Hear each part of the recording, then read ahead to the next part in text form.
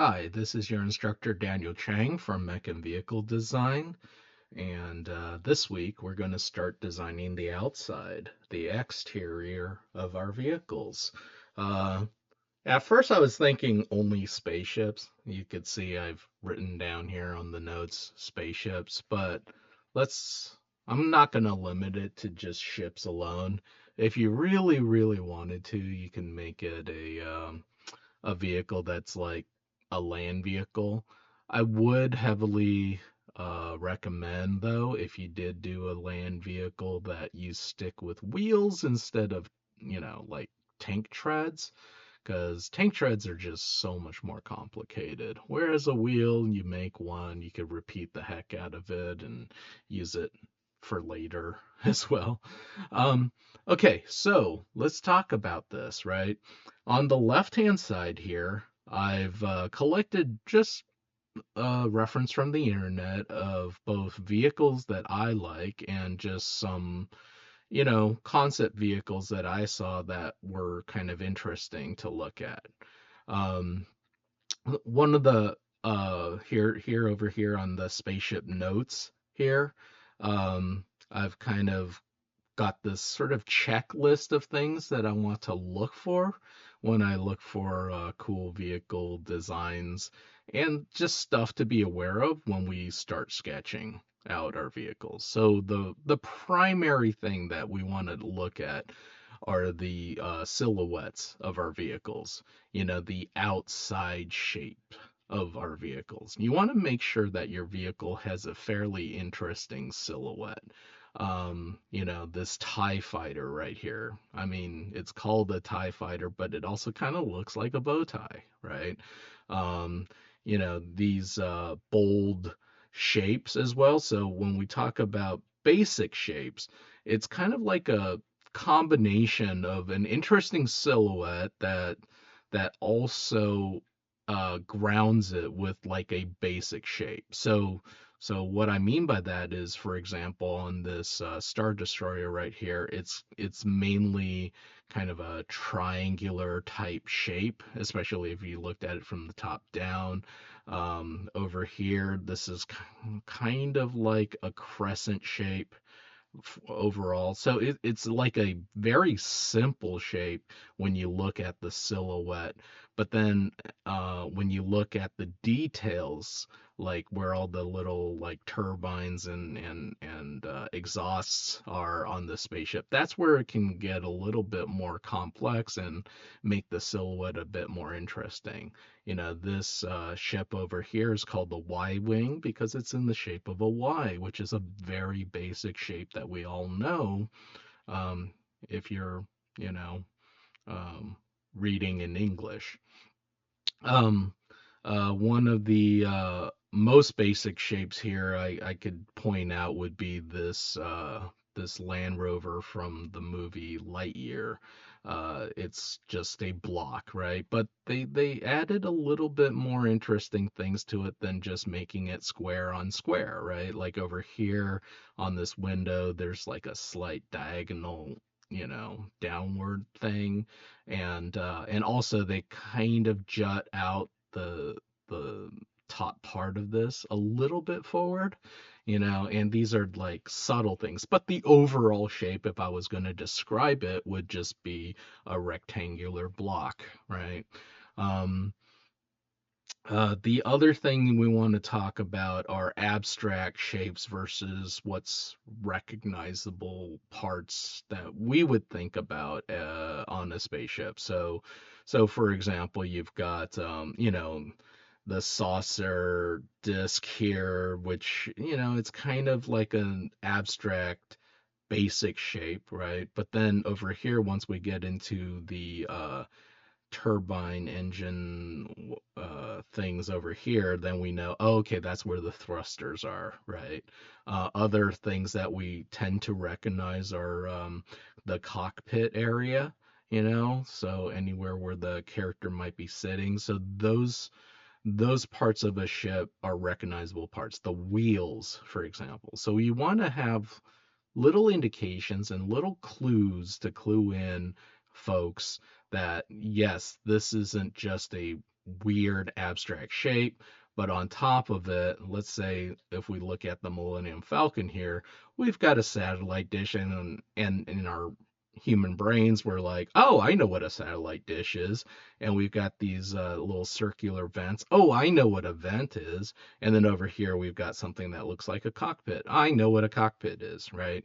So it doesn't become too weird to us. Same thing over here.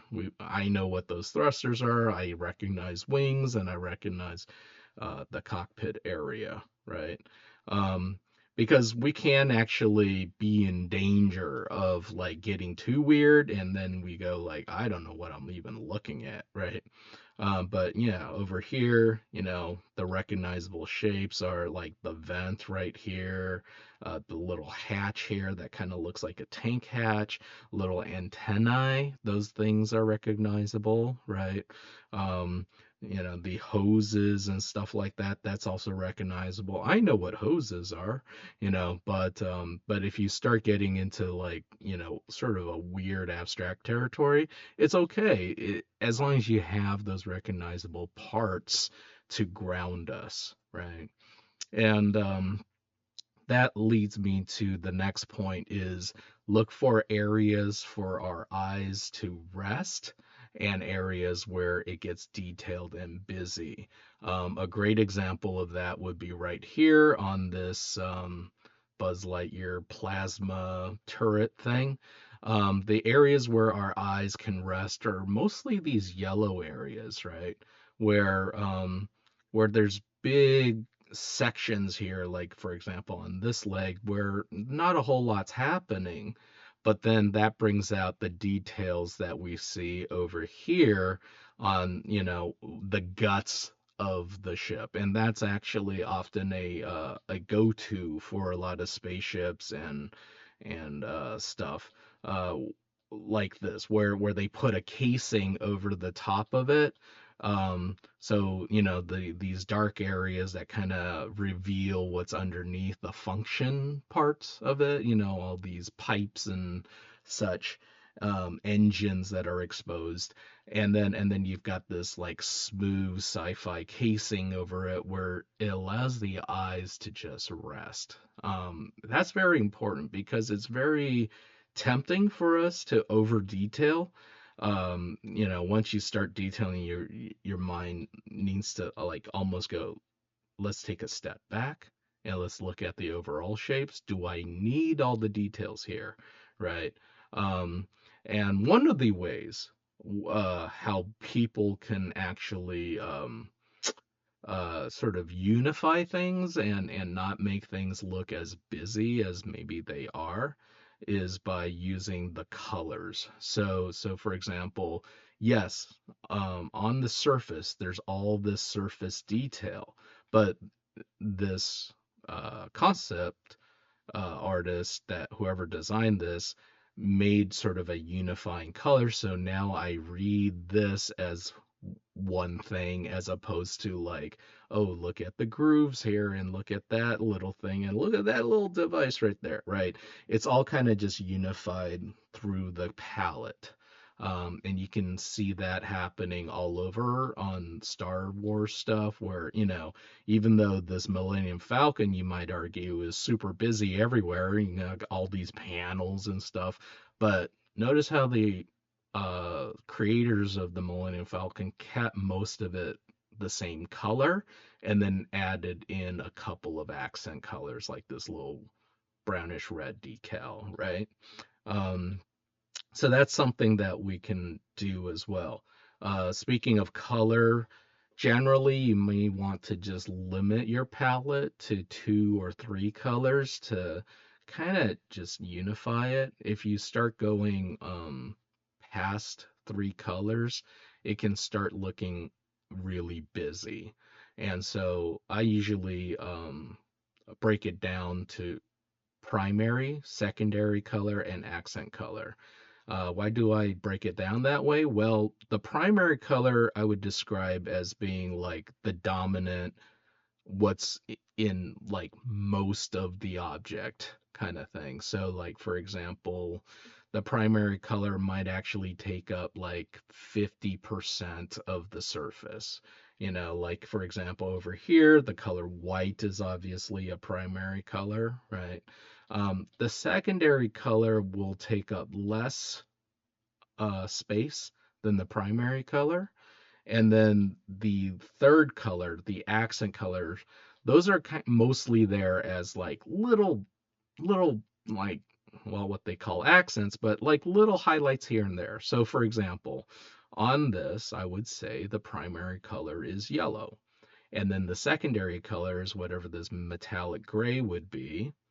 And then the accent color art is red, where this artist put in like this little red barrel there, a little red accent decal right here, and obviously whatever laser things that might be coming out of it, and also red, right?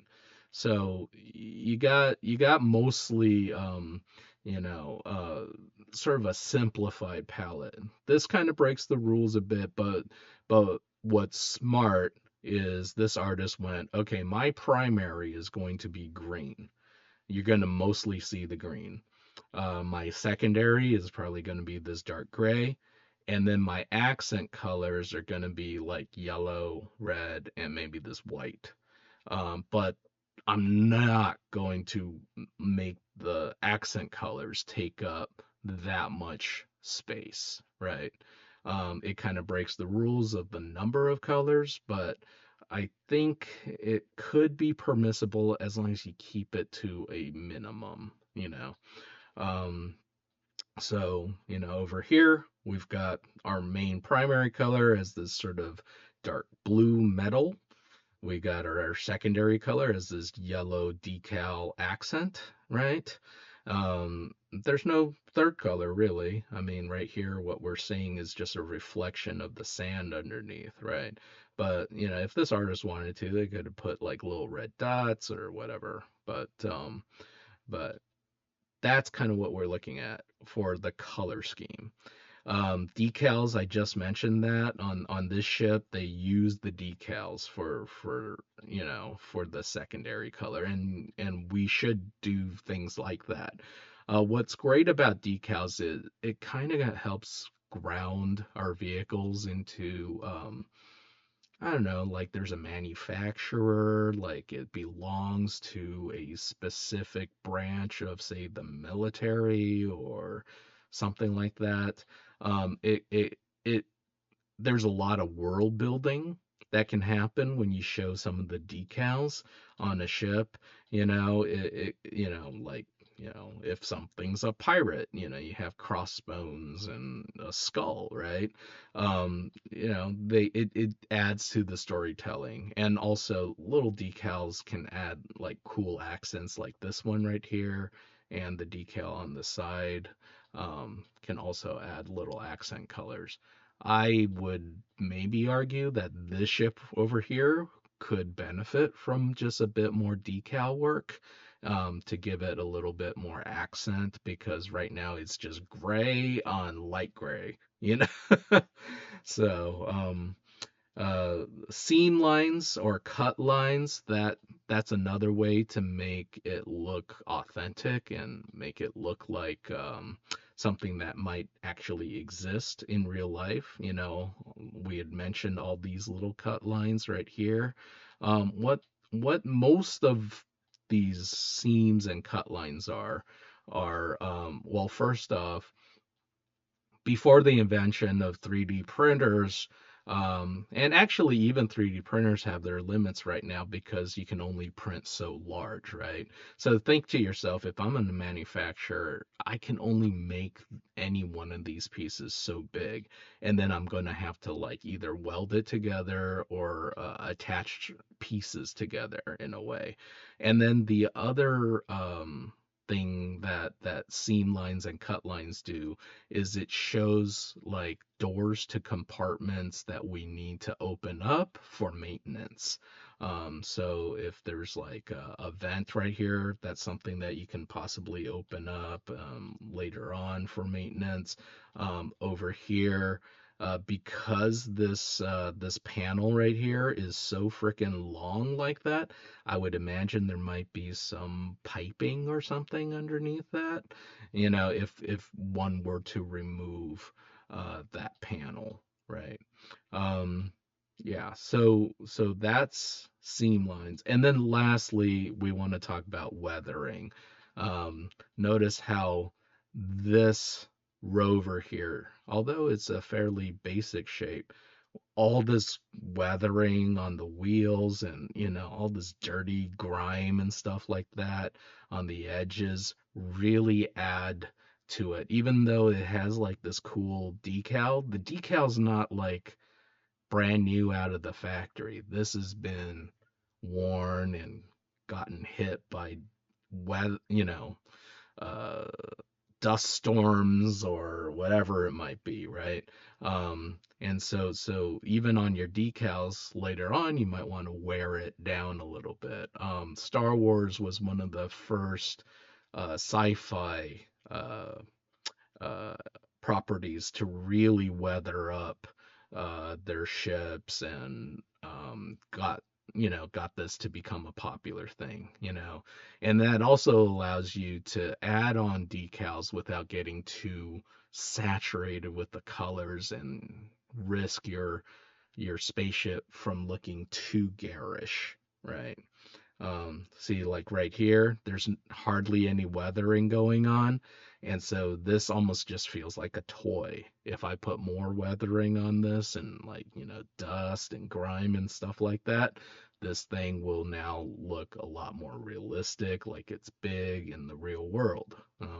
But even that being said, you can see even here on the metal, this artist has started considering that.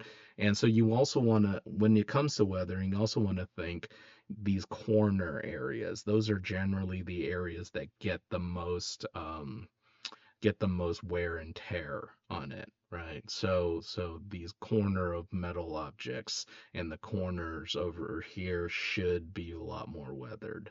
And so when you have something that's painted yellow, you need to also think to yourself, what is the metal that is underneath? Maybe it's a darker metal so you can actually see these lines and these little chips in the paint, right?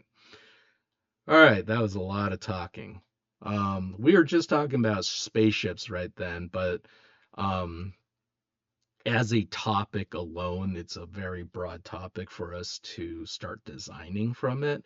And so I actually did not come up with the idea of this assignment on my own. There's a very famous artist, I guess. His oh, what was his name? He basically this person started doing it and then got kind of popular. So household objects um, as spaceships. Everyday objects. There it is. Okay, so this artist, I want to give I want to give the artist credit here. Eric, come on, come on, come on. Eric, ooh, I can't pronounce that. Goose? Goots? This artist started doing this where, he took a PlayStation controller, put another, TV controller on top of it, and then designed a spaceship out of that. Took a sriracha bottle and then designed a spaceship out of that. Um, Took a fidget spinner here and made like a little space station out of that. So when you look at these household objects, don't be limited as to think, oh, it's a small scaled object. You think to yourself, ooh, that's an interesting shape. What can I turn that into? Right? This is a little weird, but yeah, it works, I guess. Took two spoons and, and a lemon and made a little craft out of it. This is like a potato peeler thing. Turn that into a cool little cargo spaceship. So you got to like imagine yourself like, okay, if I'm looking at this object and somebody were to shrink me down into like a little insect, right? And I saw this thing as a spaceship.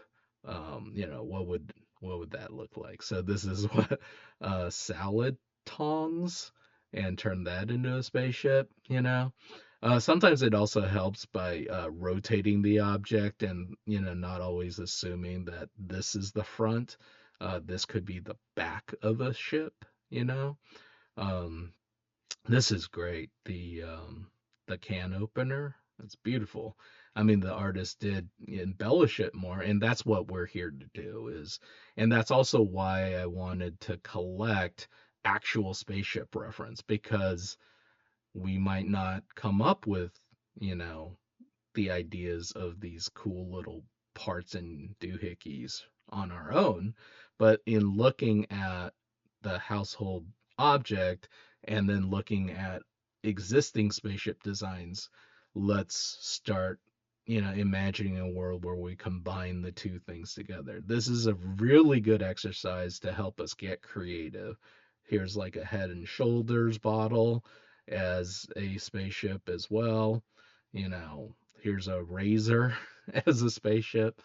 I love this stuff. The artist does tend to get very garish with their colors and all that, and we're not going to get into colors just yet, but we will maybe like lay it in grayscale, because I don't want us to get bogged down by color right away. Well, look at this. They took a back he took a backbone and then turned that into a spaceship. How cool is that, right? So, yeah, really, really fun stuff, I'd say. So let's see if we can find the artist's art station now. Oh goodness. Uh, Anybody remember? How do I spell that? Yeah, I do know. Oh yes, he has an Instagram, Space Goose. Let's promote his Instagram because he did all this cool work. Yeah, Space Goose on Instagram, and you could see, you know, took two of these paperclip things and put them together and made it into a spaceship. It's very creative, right? Um, and you don't have to get too detailed with this stuff, but man, it is, have fun with it, right? So let's take a look at some of the objects that I grabbed here. Um, I grabbed a lot of stuff that Eric grabbed there, Head and Shoulders bottle, and I mean it's preferable if you have objects around the house, then you can take photos of it using your, cell phone or whatever, because then you have the object and that way you can like rotate it at any angle you need to, right? Um, if you find a photo of an object like how I have here, make sure you remember what that thing is called so that if you needed to find another angle of it later on, you can. So, things I've added to this, I've got this cool little jigsaw. Um, I thought this lighter was a good one. I like this thing, which is a angle angle cutter, something like that. A mouse. I mean, gamer mice are so sci-fi, right? Staplers are great for common objects. I've got a fan here as well. I've got a drill. And, you might look at this power drill and go like, but that looks more like a gun. Well, I mean, you don't have to grab all of it. You could maybe grab parts of it. Or maybe like get creative and go like, okay, what if that was a wing and then we had, another wing somewhere else, or play around with it. It's just a starting point. Do not feel like I can't do anything other than what's in front of me. Please like add to it. let your imagination do some of the work as well. I really like this jigsaw. I think I'm going to use that as part of my demo for maybe a land vehicle, because this really feels like something that would like terraform a planet or something like that, or like maybe those they had these like spice mining devices in that movie Dune, which is a great movie, by the way. I highly recommend watching it, the new one. Um, so yeah, have fun with these objects. This is just kind of a starter on my peer ref here of what I want to work with. Took some of Eric's ideas here, fidget spinners, and just find objects that have cool shapes, cool silhouettes, neat little details, and then grab what's useful, you know. Yeah, grab what's useful from them. You don't have to be, it's like if I don't like that handle right there, take it out or leave it in. Maybe you could come up with a really interesting idea of how to use that handle. I'm not sure. As far as the shape of it goes, it's not going to be a literal handle. It might be, I don't know, like farming equipment or something. I don't know. Um, like when that's where like it, cuts up the crops or something, and maybe you add another handle on the other side and, but this is the assignment, right? So that's enough of me talking. Next video, I'm just gonna start drawing based off of some of these references. I initially asked for, you know, like 10 different ideas. I'm going to limit that now down to like 3 different household objects for us to sketch from, because this is going to be a 2-part assignment. The next part will be then to, after we sketch something out, then to get a orthographic view painted up using the photograph um, that you're using for the reference gathering, and then I can use some of these photo elements in my orthographic concept. And then next week, what we're going to do is we're going to take that orthographic view, sort of like, front, side view, or whatever, of our ship design, and then we're going to use that texture to make geo out of it. One really fun thing that I did during class, for those who were paying attention during class, I was actually playing around with that on my own. And let's take a look at the thing I made.